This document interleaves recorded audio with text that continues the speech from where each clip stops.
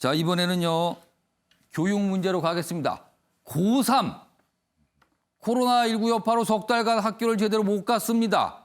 그리고 비교과 활동 못했죠, 사실상. 그러니까 뭔가 좀 불리한 거 아니냐 이런 지적이 있었는데 그거에 대해서 우리 교육당국이 얘기를 좀 했습니다. 뭐 적극적으로 좀 검토해 보겠다. 뭐 이런 취지입니다. 내용 보시죠. 윤해 장관, 고3 불이익 없게 3달 대입 대책 발표하겠다.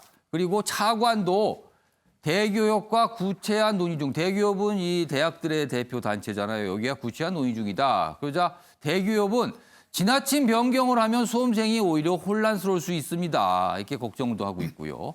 이런 가운데 연세대 학종에서 비교과 활동 반영을 최소화하겠다라고 합니다.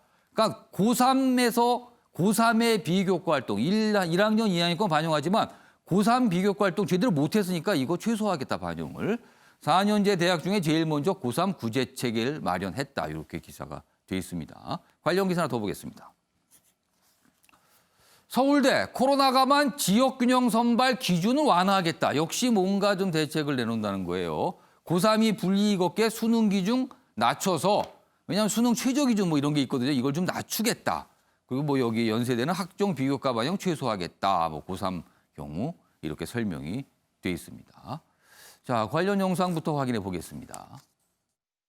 근데 이제 대학의 입장에서도 지금 고3 학생들이 코로나19로 인한 어려운 상황에서 예년 같은 그 생활기록부 작성이나 이제 수행평가나 이런 것들이 불가능하다는 것을 너무나 잘 알고 있지 않습니까? 대학들도 알죠.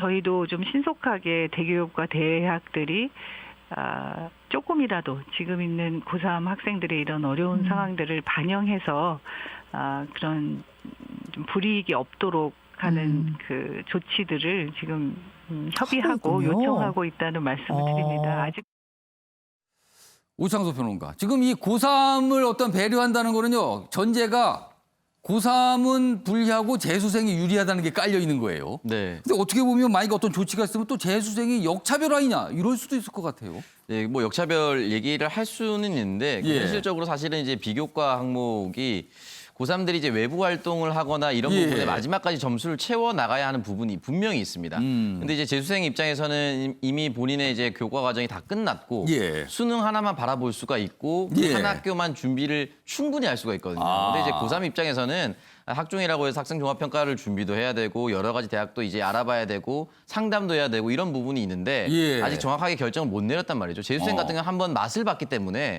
그 부분에 있어서 사실 솔직히 뭐 정보력이라든지 또 그렇겠죠. 집중력이라든지 이런 부분이 훨씬 더 우위에 있을 수밖에 없습니다. 그렇기 때문에 이 부분에 있어서는 사실은 현실적으로 고3 학생을 저는 배려하는 것이라고 배려해줘야 된다고 맞는 거다 생각하고 저만 하더라도 이제 2005학년도에 이제 대학을 갔는데 이때만 하더라도 그 수능만 잘 쳐도 좋은 대학 갔습니다. 근데 지금 같은 경우는 이제 이미 고1 입학할 때 예. 학생 종합평가 등으로 인해서 갈 수 있는 대학이 거의 다 정해졌다 이런 얘기까지 나오거든요. 그렇기 때문에 완전히 교과 과정이 다릅니다. 근데 예. 그렇게 고1부터 2학년, 3학년까지 한 대학교 또는 본인이 원하는 학과를 위해서 준비를 했는데 지금 이 비교과 활동 거의 다 못 해버리니까 사실은 이제 다시는 수능을 조금 더 비중을 높여서 이 부분에 예. 좀 집중할 수 있게 왜냐면 학교를 나가지 않더라도 수능은 또 인터넷 강의라든지 이런 기존에 출제됐던 예. 성향이라든지 이런 분석을 할 수가 있거든요.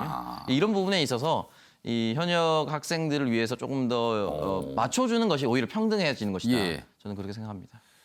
그러니까 이게 뭔가 배려가 필요한데 이게 디테일이 문제인 거예요. 구체적으로 과연 어떻게 한가. 그 구체적으로 뭐 막 수치가 나오고 그럴 겁니다. 그거에 대해서도 여러 가지 이야기가 있을 텐데.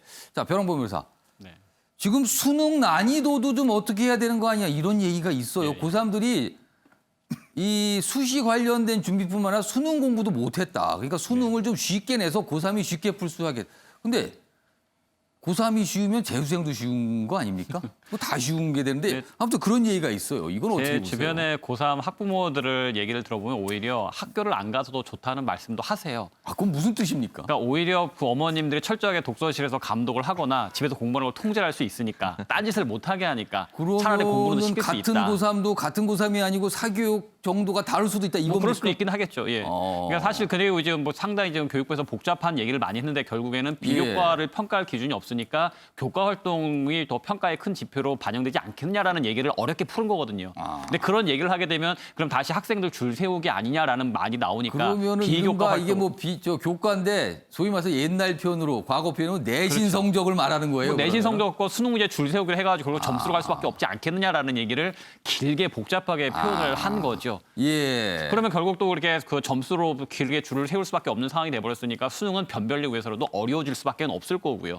그러면 지금 코로나 시국에서 오히려 어떤 분들은 더 사교육에 몰입하시는 분들도 있을 것이고 아마 이번 수능으로 격차가 더 크게 벌어질 것 같습니다. 그러니까 사교육의 편중화 때문에 학원을 가신 분들은 지금 더 엄청 많이 가지고 계세요. 강남에서는 예. 오히려 더 불야성을 이루고 있는 상황이 예. 됩니다. 그러면 수능에서도 비교과는 지금 평가할 수 없으니까 교과 활동 위주로 평가할 수밖에 없고 내신이라든가 수능으로 점수를 줄 세울 수밖에 없다. 예. 그러다 보니까 더 지표가 필요하니까 변별력을 위해서 어렵게 낼 수밖에 없을 것이고 예. 결국에는 교육 정책이 좀 과거로 회귀하는 상황으로 가지 않을까 싶은 생각이 듭니다.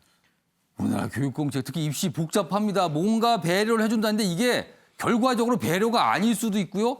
배려가 아닌데 결과 또 배려가 될 수 이게 복잡하거든요. 지금 변환보 변호사께서 뭔가 순차적으로 설명했는데 사실 그것도 시나리오 중에 하나거든요. 그래서 한마디로 잘 모릅니다. 이게 어떻게 될지. 근데 지금 교육부가 일단 고민하겠다 그랬어요. 그래서 다음 달 7월에 뭔가를 내놓겠다고 하는데 아마 아까도 말씀드렸지만 이런 문제는요. 이른바 디테일. 그 디테일이 항상 문제가 되거든요. 구체적인 내용이.